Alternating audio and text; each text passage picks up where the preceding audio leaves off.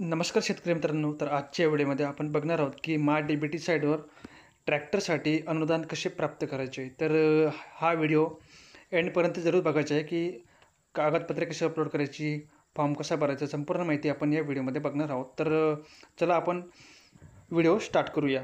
तर मित्रांनो, सर्वप्रथम आपल्याला MyDBT साईट जी आहे ती ओपन करून घ्यायची.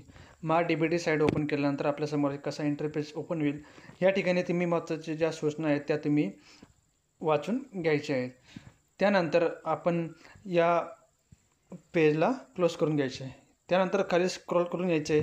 खाली आल्यानंतर तुम्ही या ठिकाणी बघा, आपल्याला फार्मर आय डी हा एंटर करून घ्यायचा आहे. तर फार्मर आय डी एंटर करण्यासाठी या ठिकाणी क्लिक करायचं आहे. जर तुम्हाला तुमचा फार्मर आय डी माहीत नसेल तर खाली बघा, सेंड OTPच्या खाली एक रेड कलरमध्ये लिंक दिलेली आहे. तर त्या लिंकवर तुम्ही तुमचा फार्मर आय डी हा जाणून घेऊ शकता. तर मी माझा फार्मर आय डी प्रविष्ट केला आहे आणि OTPसाठी रिक्वेस्ट पाठवलेली आहे. तर माझा OTP या ठिकाणी हा आलेला आहे. तर मी माझा OTP या ठिकाणी हा टाकून घेत आहे. तर माझा OTP टाकून झालेला आहे. त्यानंतर आता पुढे OTP व्हेरिफिकेशन या बटनावर आपल्याला क्लिक करायचं आहे. तर या ठिकाणी माझा OTP जो व्हेरिफिकेशन हा होत आहे. तर या ठिकाणी तुम्हाला बघा, OTP व्हेरिफिकेशन झाल्यानंतर तुमची या ठिकाणी प्रोफाईल ही ओपन होते. तर तुम्हाला या ठिकाणी तुमची प्रोफाईल ही 100% पूर्ण करणे अनिवार्य आहे. जर तुमची 50% असेल तर या पेजला खाली स्क्रॉल करा. खाली डाऊन साईडला तुमचं कास्ट आणि हँडिकॅप्स वगैरे असेल तर ती माहिती पूर्ण भरा आणि तुमचं प्रोफाईल व्हेरिफिकेशन करून घ्या. त्यानंतर या ठिकाणी बघा, अप्लाय फॉर कंपोनंट्स या टॅबवर आपल्याला क्लिक करून घ्यायचे. त्यानंतर बघा, सबमिट ॲप्लिकेशन. तर मी या ठिकाणी माझी जी लँग्वेज आहे ती लँग्वेज चेंज करतो सर्वात पहिले. तर मी माझी लँग्वेज या ठिकाणी चेंज करून घेतलेली आहे. तर तुम्हाला या ठिकाणी सर्वात पहिले क्लिक करायचे, घटकासाठी अर्ज करा या बटनावर आपल्याला क्लिक करून घ्यायचे. त्यानंतर अर्ज सादर करा या बटनावर आपल्याला क्लिक करायचे. त्याच्याखाली बघा, कृषी यांत्रिकीकरण असे भरपूर पर्याय आपल्याला दिसत आहेत. सिंचन साधने सुविधा. तर आपल्याला कृषी यांत्रिकीकरण या बटनावर आपल्याला क्लिक करायचे आहे. त्यानंतर बाबी निवडा या बटनावर आपल्याला क्लिक करून घ्यायचे. तर चला मग आपण अर्ज करूया. तर कृषी यांत्रिकीकरण या साईडवरील बाबी निवडा या चिन्हावर आपल्याला क्लिक करून घ्यायचे. त्यानंतर पुढे बघा, मुख्य घटक निवडा. तर मुख्य घटक आपल्याला या ठिकाणी निवडून घ्यायचे आहेत. तर मुख्य घटक हा आपण या ठिकाणी निवडणार आहोत. त्यानंतर तपशील, नंतर HP श्रेणी निवडायची आहे. तर मुख्य घटक आपण निवडून घेऊया. कृषी यंत्र अवजारांची खरेदी हा पहिला घटक आपल्याला मुख्य घटक म्हणून निवडायचा आहे. त्यानंतर आपण बघा, तपशील हा आपल्याला निवडून घ्यायचा आहे. तर या ठिकाणी आपण तपशील निवडून घेऊया. तर तपशीलमध्ये तुम्हाला बघा, ट्रॅक्टर हे निवडून घ्यायचे आहे. तर तपशील आपण देखील निवडलेला आहे.